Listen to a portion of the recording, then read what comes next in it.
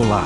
Agora você está assistindo Palavra do Dia, uma série de vídeos onde nós ensinamos você a pronunciar determinadas palavras em Quechua.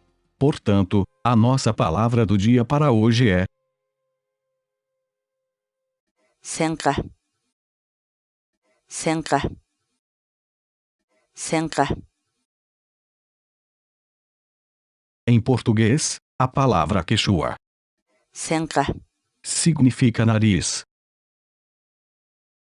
Por exemplo, Wawaimi teiteipa senkanta rachirusqa.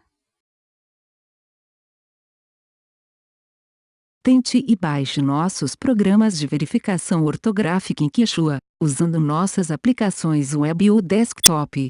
Vá ao nosso site sc.inantim.com.